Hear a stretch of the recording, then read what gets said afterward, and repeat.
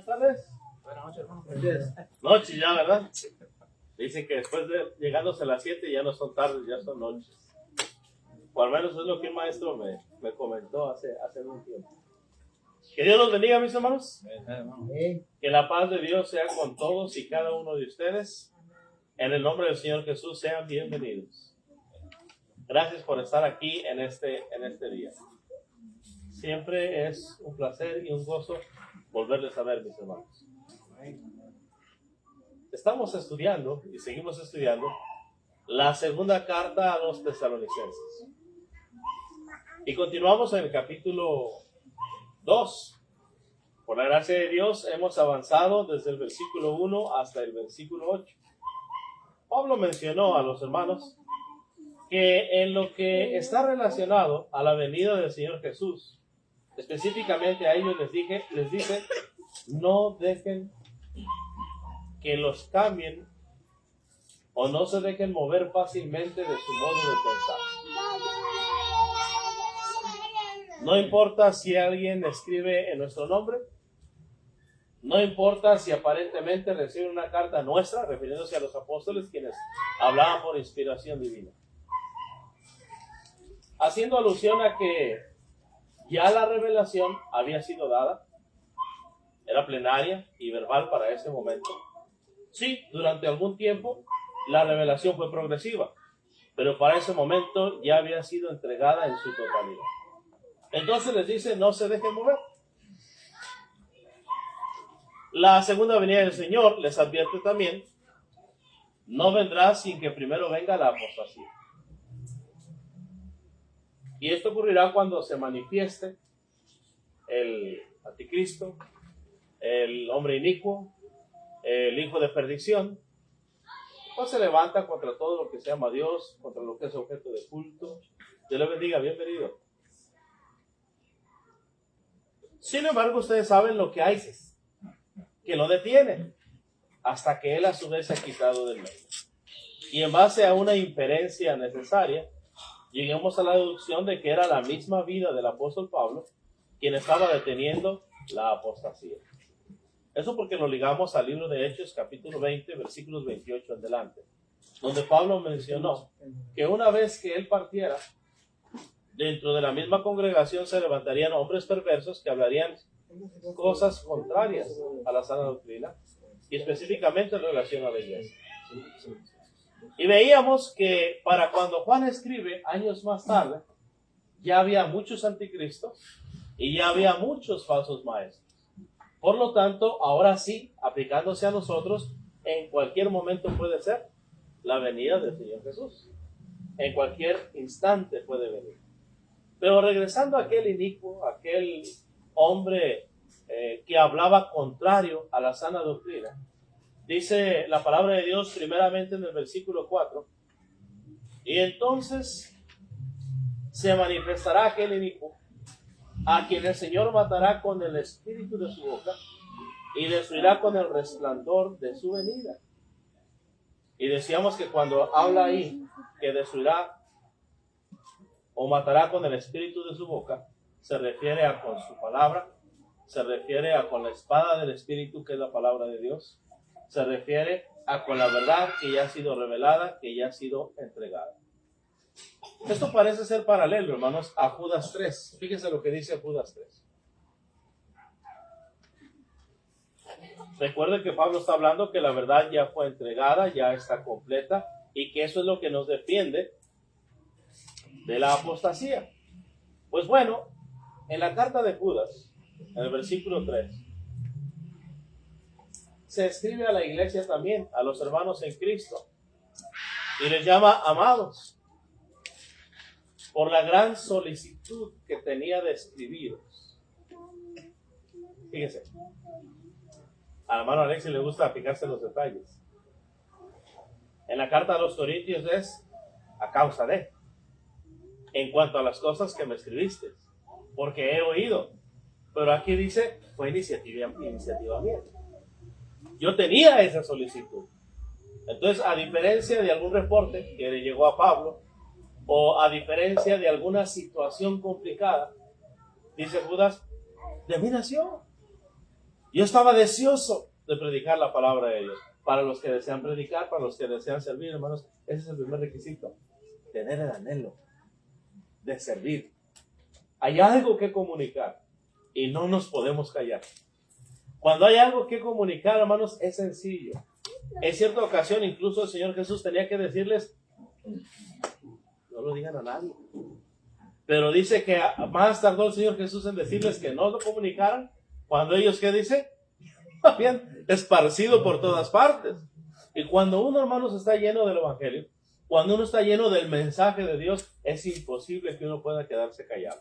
Bueno, dice aquí, amados por la gran solicitud que tenía de escribiros, acerca de nuestra común salvación, de algo que nos une, de algo que nos hace estar vinculados, que nos hace estar unidos y en comunión, y esto es la salvación, me ha sido necesario. No solamente fue el anhelo, era una necesidad que yo tenía. Escribiros, exhortándoos que contendáis ardientemente por la fe, que ha sido una vez dada a los santos. Contendáis ardientemente por la fe. Entonces, hermanos, el cristiano de hoy debe ser un buen esgrimista. Debe tener la espada desenvainada y debe saberla emplear, debe saberla manejar, porque ahora nuestro trabajo es defender lo que ya está escrito. Ahora es contender por la fe que ya nos ha sido una vez entregada. Es la herramienta que Dios tiene para que el cristiano se defienda. Allá en la carta a los Efesios, capítulo 6, usted me acompaña, por favor. Pablo menciona que no tenemos lucha contra carne ni sangre, sino contra principados, contra potestades, contra huestes espirituales de maldad en las regiones celestes. Usted lo puede leer, Efesios capítulo 6, desde el versículo 10. ¿Cómo es que tenemos que fortalecernos en el Señor? Tenemos que fortalecernos en el poder de su fuerza y vestirnos de toda la armadura de Dios. ¿Para qué vestirnos de toda la armadura de Dios? Para que podáis estar firmes contra las acechanzas ¿de quién? Del diablo. Tenemos un adversario. Tenemos un enemigo. Él es padre de mentira. Y si es padre de mentira, luego entonces tiene ¿qué? Hijos. Cualquiera que dice mentira, Jesús dijo, vosotros sois de vuestro padre el diablo. Y los deseos de vuestro padre queréis hacer. Él ha sido homicida desde el principio. Cuando habla mentira, el suyo habla, porque es mentiroso y padre de mentira. Entonces, cada vez que una persona habla no conforme a la verdad, es un instrumento de Satanás. Es una desechanza del diablo. Es un dardo de fuego del maligno. Y por eso tenemos que tener el escudo de la fe, lo que ya fue revelado. Pero la fe y la palabra que ya ha sido revelada no solamente es de defensa, también es de ¿qué? De ataque.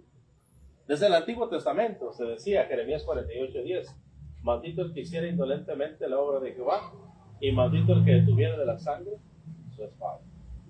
La espada era para usarse. Tenía que estar desenvainada y lista, ya afilada. Bueno, hermanos, nosotros también tenemos que conocer lo que ya está escrito, lo que ya nos fue revelado, porque ya han salido muchos falsos maestros, ya han surgido muchos anticristos, el Señor viene pronto y tenemos que contender ardientemente por la fe, tenemos que vestirnos, primero para estar firme contra las acechanzas del diablo. Dice ahí, porque no tenemos lucha contra sangre y carne, sino contra principados, contra potestades, contra los gobernadores de las tinieblas de este siglo, contra huestes espirituales de maldad en las regiones celestes. Por tanto, tomad toda la armadura de Dios, para que podáis resistir en el día malo, y habiendo acabado todo, estad firmes. Fíjense lo que sigue diciendo ahí. Estad pues firmes, ceñidos vuestros lomos con la verdad, y vestidos con la coraza de justicia. Es decir, no solamente conociendo la verdad, la justicia tiene que ver directamente con la obediencia a la verdad. Entonces, vestidos con la coraza de justicia y calzados los pies con el apresto del evangelio de la paz, sobre todo tomad el escudo de la fe con que podáis soportar todos los dardos de fuego del maligno, y tomad el yelmo de la salvación y la espada del Espíritu, que es la palabra de Dios. Y fíjense, hermanos, que esta lucha no es solamente para soportar, no es solamente para resistir y que nosotros estemos firmes. Esta lucha también es para salir a combatir, para salir a conquistar y para librar a los que están siendo engañados, a los que están subyugados por una falsa doctrina. Acompáñame a la segunda carta a Timoteo, capítulo 2, por favor, versículos del 24 al 26.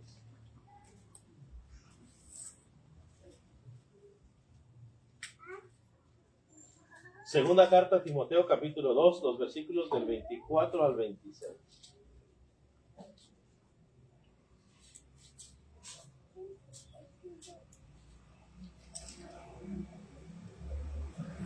Segunda Timoteo 2, 24 al 26. Porque el siervo del Señor no debe ser contencioso. O sea, no debe ser un buscabullas. No debe ser un buscapleito. No debe ser una persona arrogante, altiva, soberbia. No debe ser un peleonero. Dice aquí, el siervo del Señor no debe ser contencioso, sino amable para con todos, apto para enseñar, sufrido, que con mansedumbre corrija ¿a quiénes? A los que se oponen. Es decir, aquellos contra los cuales estamos luchando.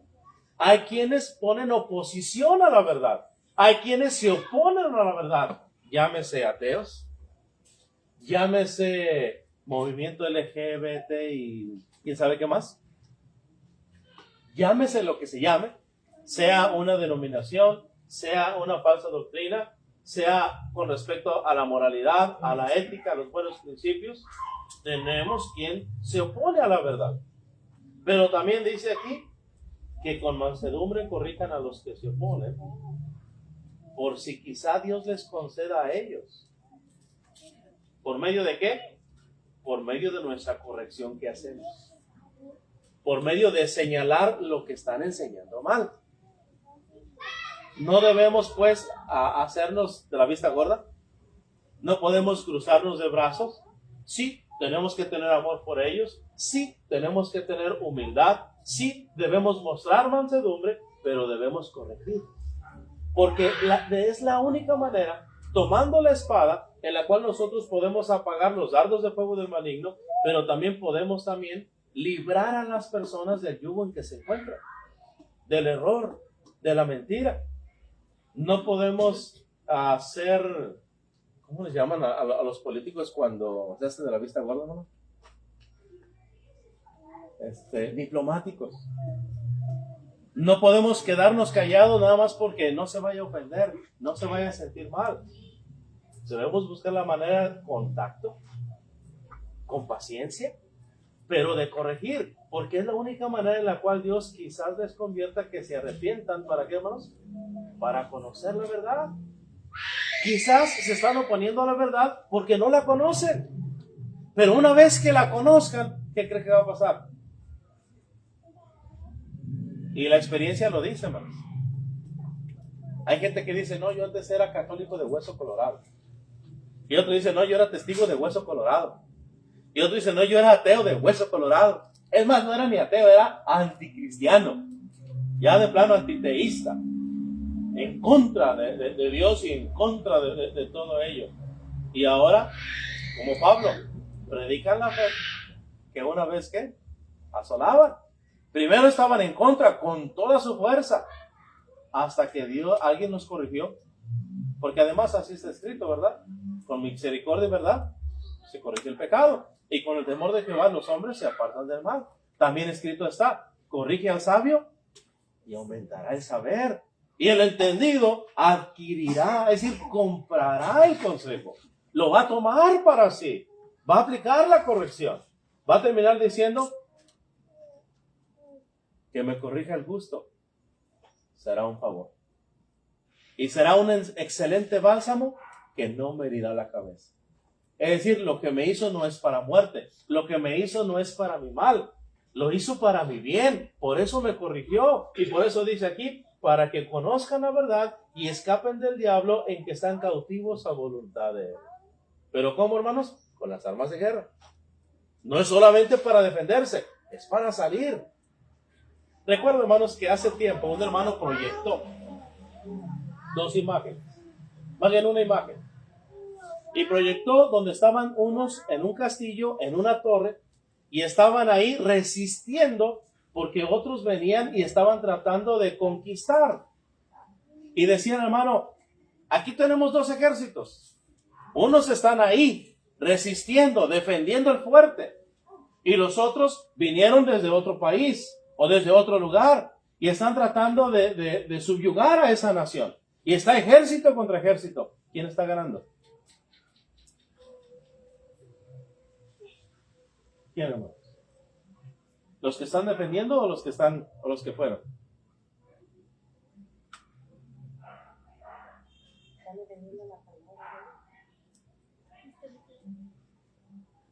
En una guerra, ¿quién va ganando la guerra? ¿Los que están ahí en su lugar defendiéndose o los que ya brincaron el mar y ya llegaron hasta allá y están por derribar? ¿Quién, hermano? Los últimos. Es decir, Que van. los que van. La guerra espiritual, ¿quién la está ganando, hermano? El que dice, aquí estamos resistiendo. O los que salen a luchar y a ganar almas. A arrebatarlas del lazo del diablo en que están cautivas. Como cristianos, nosotros aquí, la iglesia aquí, ¿de cuáles somos, hermanos? ¿De los que están resistiendo de no ir al mundo? ¿De los que están resistiendo de no ser gobernados por falsos maestros? ¿O de los que están ganando a los falsos maestros? ¿Y de los que están conquistando al mundo para Cristo? Se lo dejo para su meditación. ¿Qué clase de iglesia somos? ¿Qué clase de ejército somos? ¿Cómo va a terminar? ¿Vencidos o a los conquistadores? Usted conoce el desenlace de esa historia. Depende de cuánto compromiso ponga. Pero recuerde, estamos estudiando la segunda carta a los tesalonicenses. Dios nos da la ayuda, hermanos. Sí, el versículo 9 va a decir que Dios tiene gran poder. Que Satanás tiene gran poder. Pero antes de decir que Satanás tiene gran poder, primero nos dice cómo se le vence. ¿Con qué herramienta se le vence?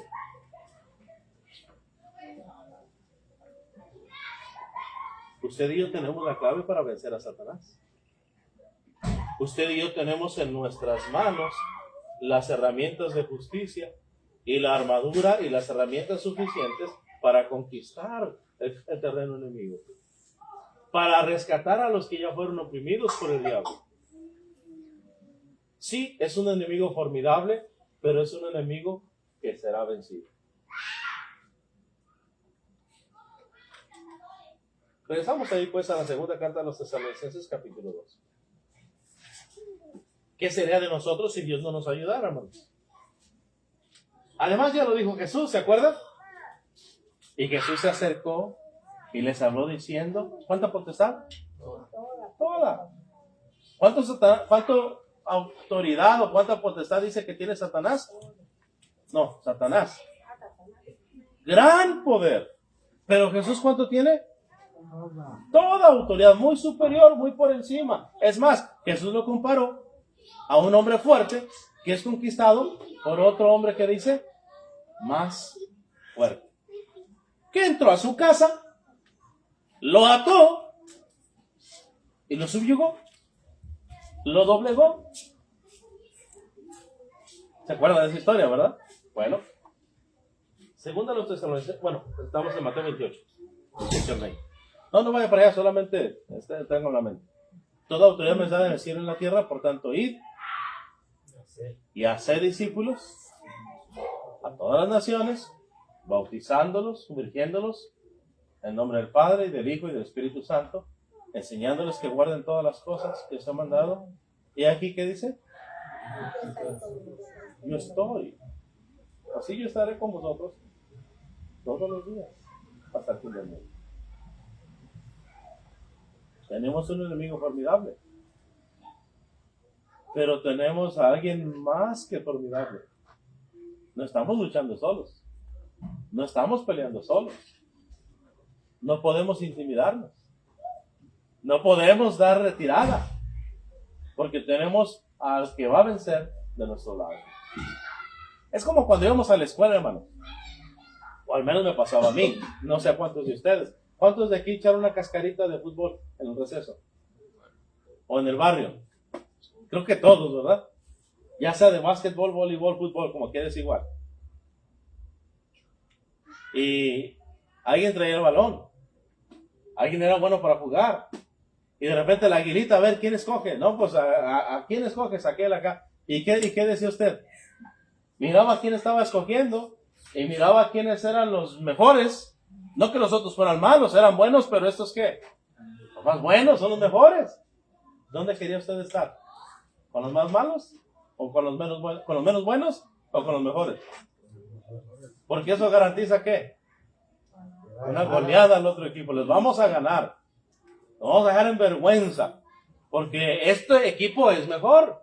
Bueno, si nosotros estamos del lado del que tiene gran poder, ¿por qué nos vamos a intimidar por el enemigo? Por más formidable que sea. No estamos peleando solos. Además que tenemos la herramienta que es capaz de vencer al otro. Fíjese, 2 Tesalonicenses 2:8, ya lo leímos. Y entonces se manifestará aquel inicuo a quien el Señor matará con el espíritu de su boca y destruirá con el resplandor de su venida. Inicuo cuyo advenimiento es por obra de ¿qué dice ahí? De Satanás. Con gran poder y señales y prodigios mentirosos. Acompáñame a Mateo capítulo 24. Ya el Señor Jesús lo había dicho. Pero antes de leer el versículo 24 de Mateo 24, acompáñame un poquito a Mateo 23. Porque recuerde usted que el texto se entiende con su contexto. Por ahí en las clases de hermenéutica, en la última lección de hecho, mandamos ese audio. Y tiene usted toda esa clase de la profecía de Mateo capítulo 24. ¿Cuáles son las reglas de interpretación? Pero ahorita veamos solamente ese. El texto se entiende con su contexto. ¿De qué está hablando Jesús aquí? Acompáñenme al versículo 29. Jesús está dentro del templo. Jesús está acusando a escribas y fariseos. Y les dice, ay de vosotros escribas y fariseos hipócritas, porque edificáis los sepulcros de los profetas y adornáis los monumentos de los justos. Y decís, si hubiésemos vivido en los días de nuestros padres, no hubiéramos sido sus cómplices en la sangre de los profetas. Así que dais testimonios contra vosotros mismos de que sois hijos de aquellos que mataron a los profetas. Vosotros también llenad la medida de vuestros padres, serpientes, generación de víboras, como que estaba enojado, ¿verdad? ¿Cómo escaparéis de la condenación del infierno? Por tanto, he aquí yo os envío profetas y sabios y escribas, y de ellos a unos mataréis y crucificaréis, y a otros azotaréis en vuestras sinagogas, y perseguiréis de ciudad en ciudad en vuestra ciudad, para que venga ¿sobre quién? ¿Sobre quién, hermanos? Sobre vosotros, sobre ustedes. Es decir, a las personas con quien Jesús está hablando en este momento. Así que ubíquese cronológicamente. Sobre vosotros. Toda la sangre justa que se ha derramado sobre la tierra, desde la sangre de Abel, el justo, hasta la sangre de Zacarías, hijo de Berequías, a quien matasteis entre el templo y el altar. De cierto os digo que todo esto vendrá, ¿qué dice? Sobre esta generación. Jerusalén, Jerusalén, que matas a los profetas y apedreas a los que te son enviados. ¿Cuántas veces quise juntar a tus hijos, como la gallina junta sus polluelos debajo de las alas, y no quisiste? He aquí que vuestra casa os es dejada desierta. Porque os digo que desde ahora no me veréis hasta que digáis, bendito el que viene en el nombre del Señor. Ahora, esa expresión, bendito el que viene en el nombre del Señor, no está hablando de su segunda venida. Está hablando de lo que acaba de decir, el juicio sobre esa generación, sobre estas personas. Cuando Jesús salió del templo y se iba, se acercaron sus discípulos para mostrarle los edificios del templo. Respondiendo, él les dijo: ¿veis todo esto? De cierto os digo que no quedará aquí piedra sobre piedra que no sea derribada. Y estando él sentado en el monte de los olivos, los discípulos se le acercaron aparte diciendo: dinos cuándo serán estas cosas, y qué señal habrá de tu venida y del fin del siglo.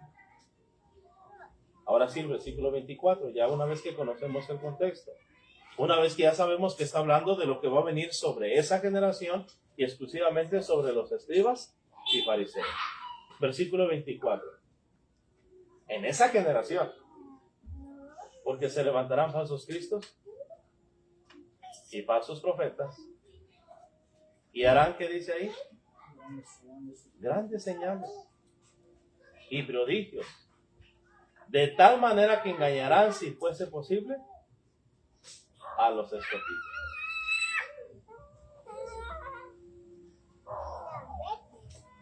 Lo mismo que está diciendo en 2 Tesalonicenses 2. Solo que aquí ya no está en futuro, ya está en presente. Inicuo, cuyo advenimiento es por obra de Satanás. Es paralelo a Mateo 24:24. Pero cronológicamente es en esa generación. No está hablando de un tiempo futuro. Entonces, ellos, los falsos maestros, hicieron en el primer siglo grandes señales.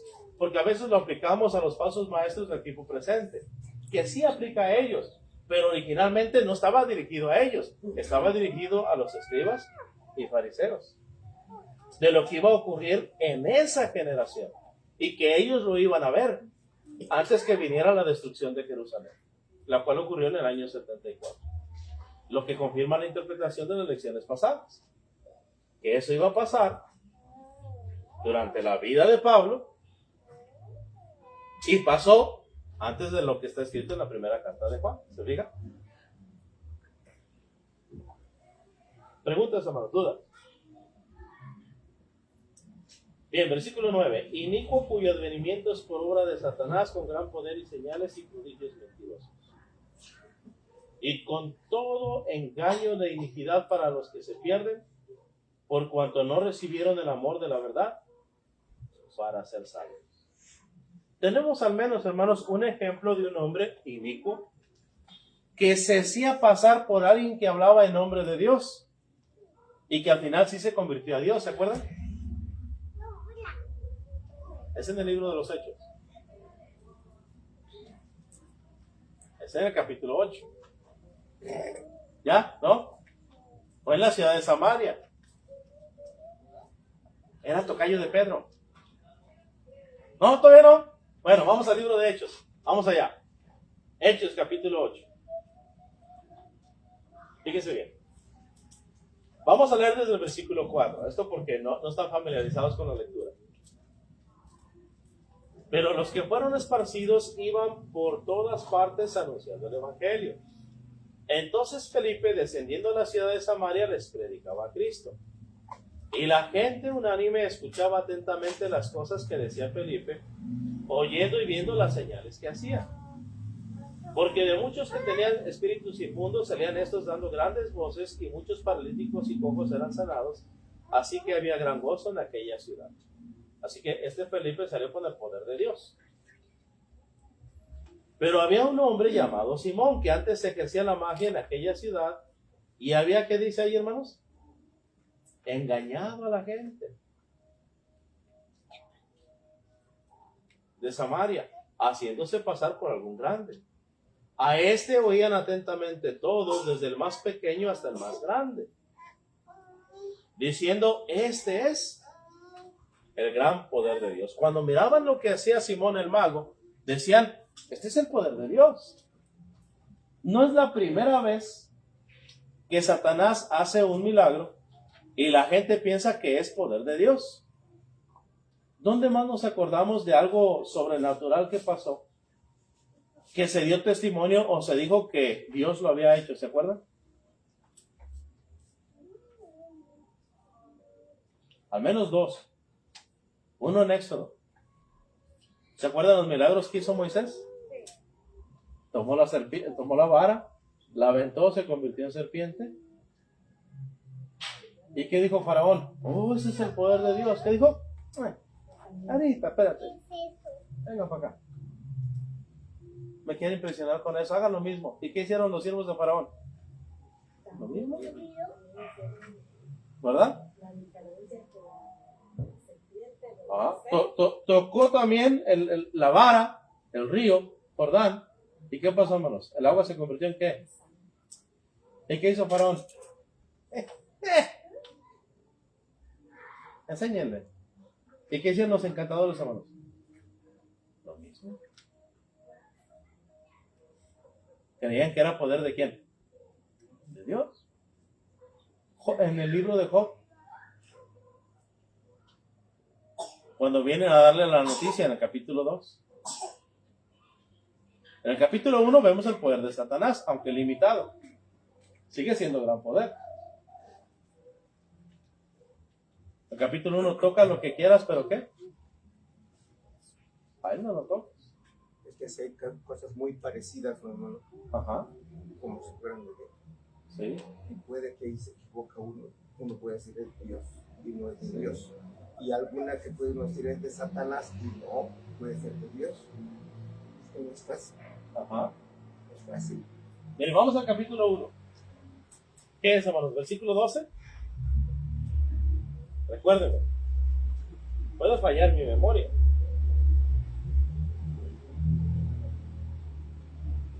Después está en el 2.6, pero aquí en el 1.12.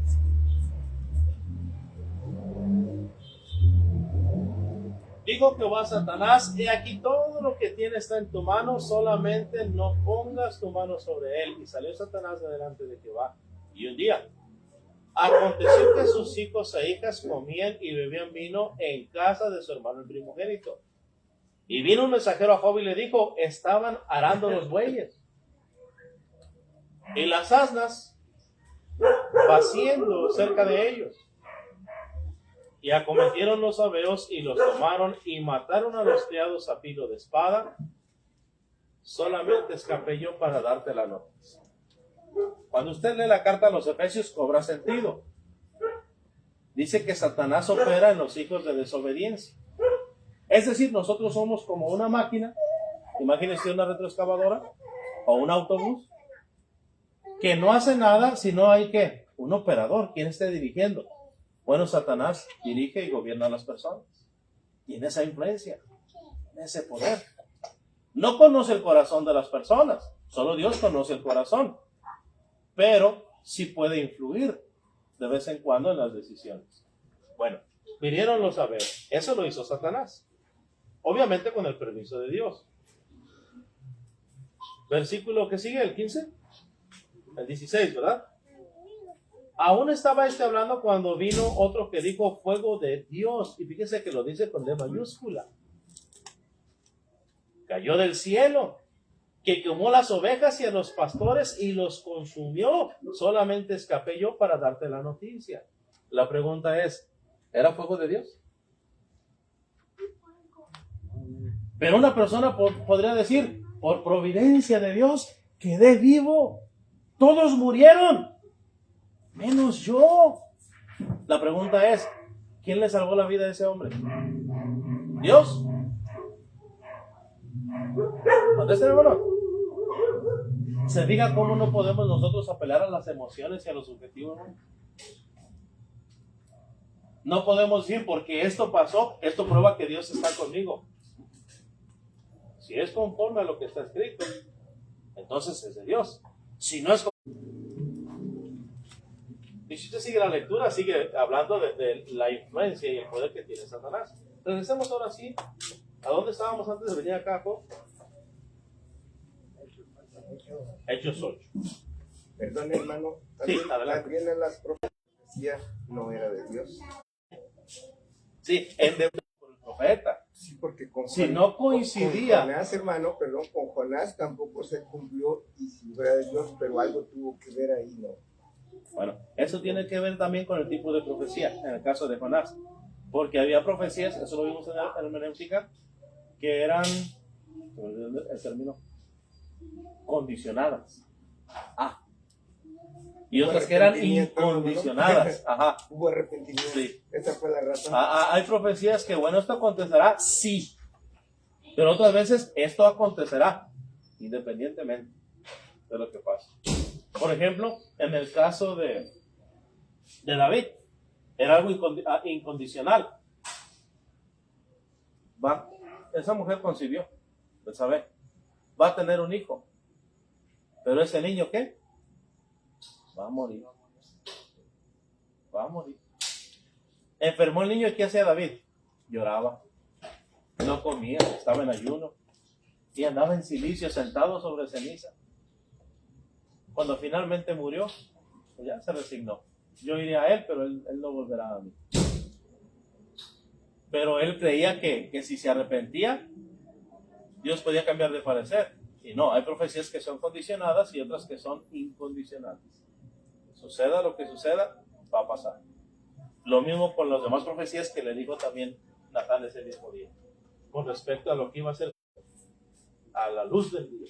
Solo 19, ¿verdad? Pero había un hombre llamado Simón, que antes ejercía la magia en aquella ciudad, y había engañado a la gente de Samaria, haciéndose pasar por algún grande. A este oían atentamente todos, desde el más pequeño hasta el más grande, diciendo: este es el gran poder de Dios. Y le estaban atentos, porque con sus artes mágicas había engañado, ¿qué dice? Mucho tiempo. Hay gente sincera, ¿no?, en la mentira. Hay gente que sinceramente está engañada. Es honesta. Pero por lo mismo de que es honesta, necesitamos ir y corregir. Sí, obviamente, la verdad no peca, pero incomoda. Pero la persona que ama a Dios va a decir: no me gustó que me lo dijera, o no me gustó cómo me lo dijo, pero tiene razón. Y va a decir: hermano, tengo una espinita ahí, no me quiero quedar con ella. ¿Cómo está eso de que no fui salvo con la oración del pecador? Explíqueme eso, ¿por qué no? Yo he creído todo el tiempo eso. Miren, no es salvo por esto. Y entonces la persona que va a decir: ya no diga más, ya entendí. Vamos inmediatamente a obedecer al Señor. Parecido las lenguas que habló la Biblia con lo que ellos hacen, que anunciaba el evangelio del reino de Dios y el nombre de Jesucristo, se bautizaban hombres y mujeres. El 13 también creyó Simón mismo. Y habiéndose bautizado, estaba siempre con Felipe, y viendo las señales y grandes milagros que se hacían, estaba atónito. Es muy fácil, hermanos, cuando una persona enseña mal, decir: es un falso maestro, es un hijo del diablo, porque el diablo es padre de mentira, entonces este es un hijo del diablo.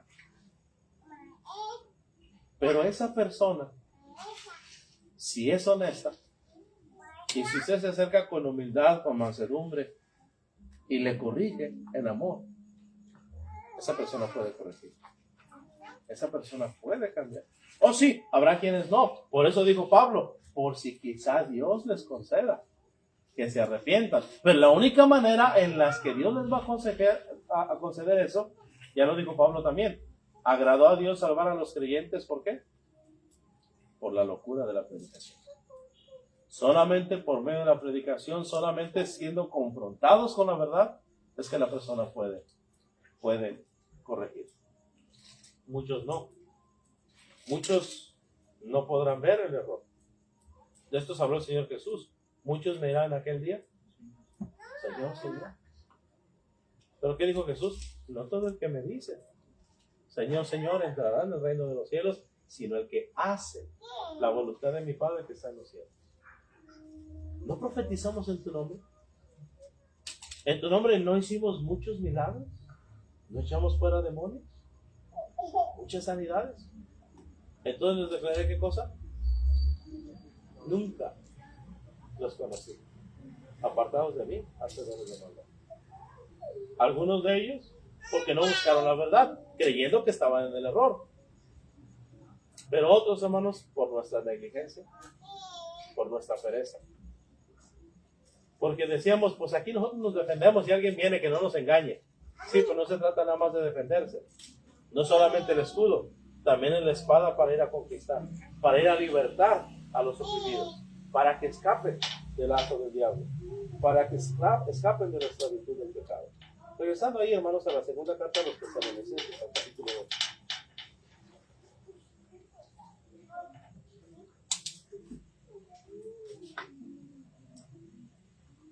Dice el versículo 10, el 9 antes, con gran poder y señales y prodigios mentirosos. 10, y con todo engaño de iniquidad. ¿Para quiénes, hermanos? Para los que se pierden. Hermanos, solo la verdad hace libres. Solo el que hace la voluntad del Padre entrará al cielo. Y no es como quien toca ahí unas teclas y le atinó a la correcta. No, la salvación es por educación, no es por accidente. Una persona no puede ser salva por accidente. Ya lo dijo el Señor Jesús.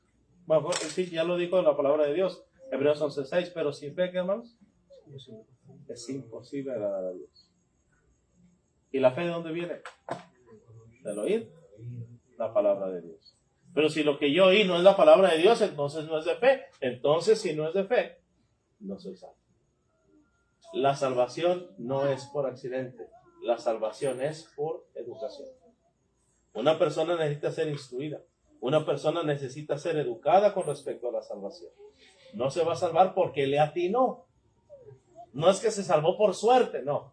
Se salvó por obediencia, por hacer la voluntad de Dios.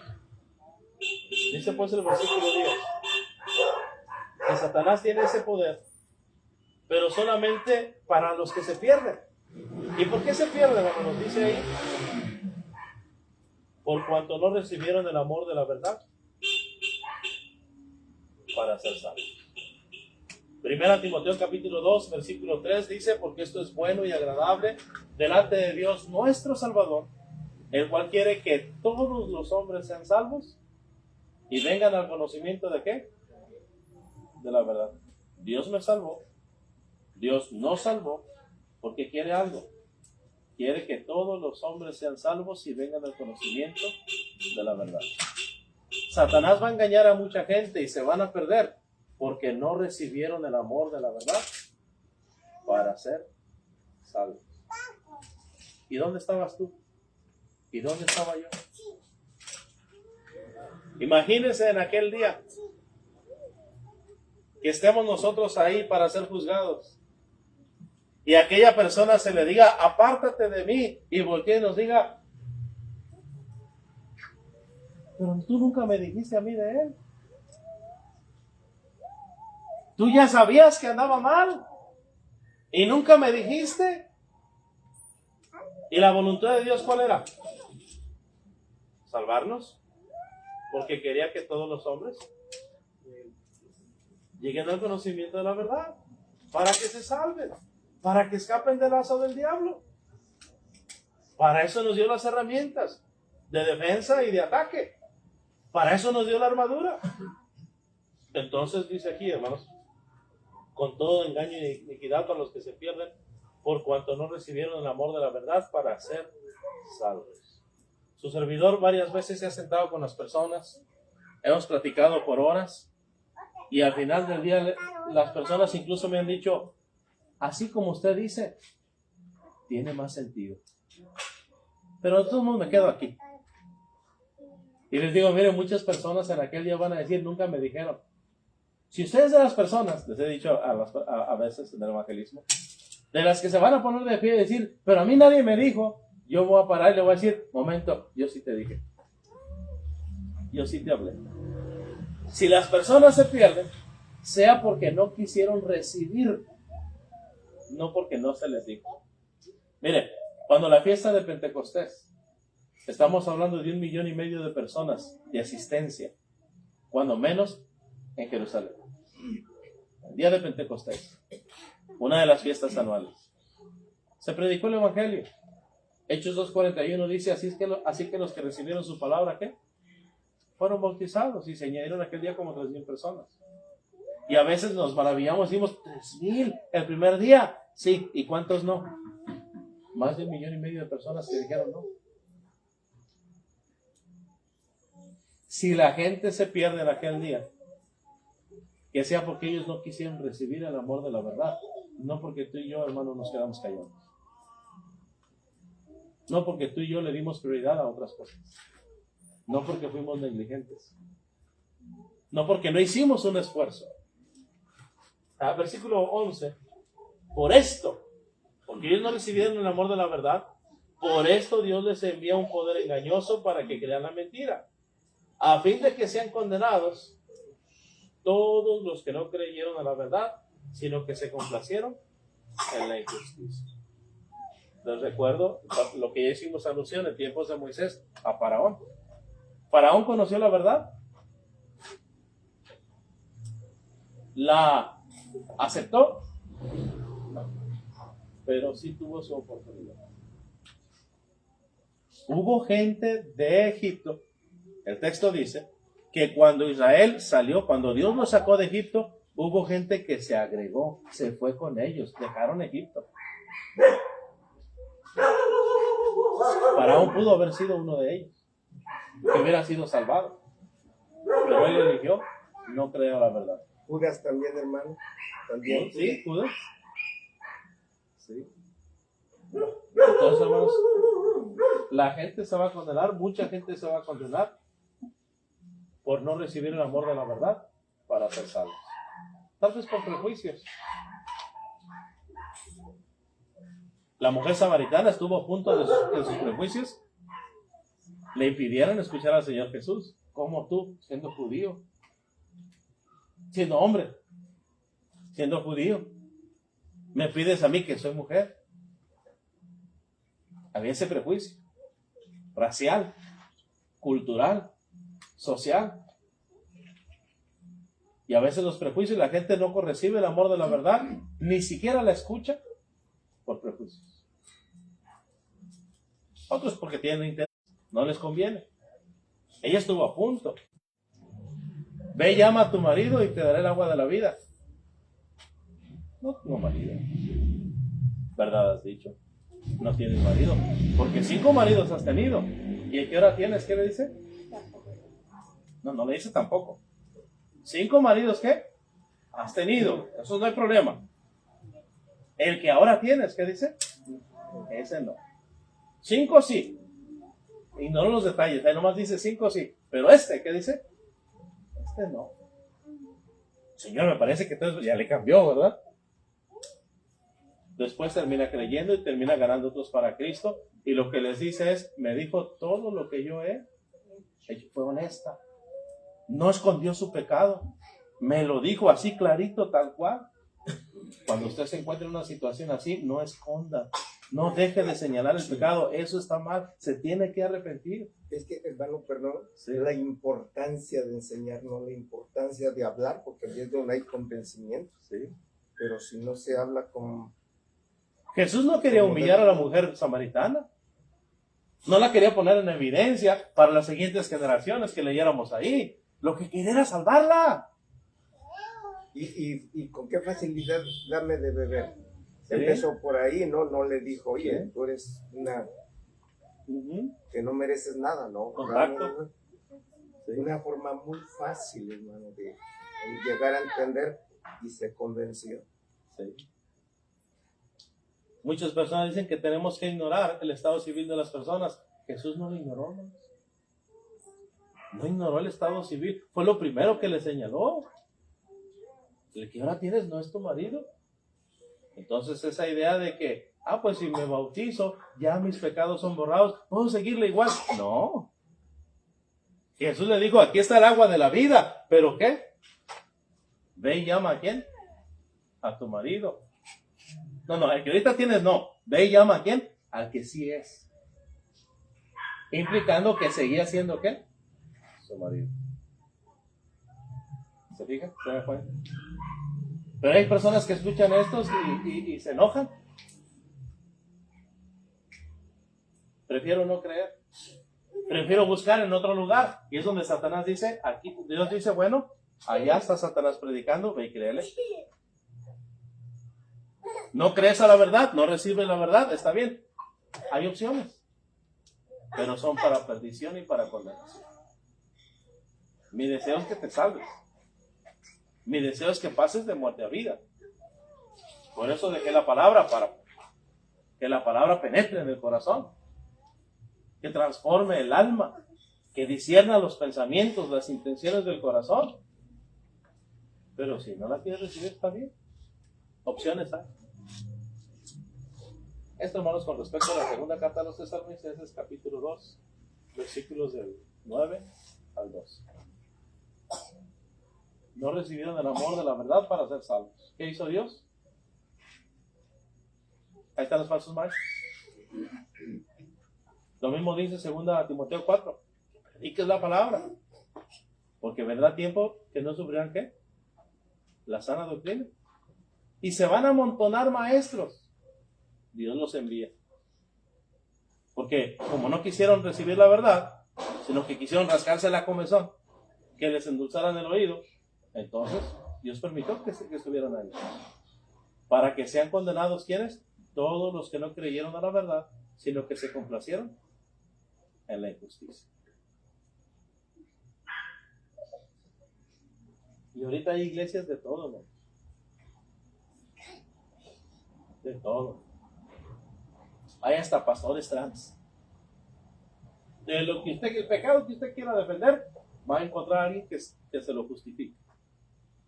Y hasta le va a dar libro, capítulo y versículo. Torcido, pero le va a dar libro, capítulo y versículo. ¿Que quieren justificar el aborto? Le van a dar libro, capítulo y versículo. Le van a citar la palabra de Dios para justificar cualquier pecado.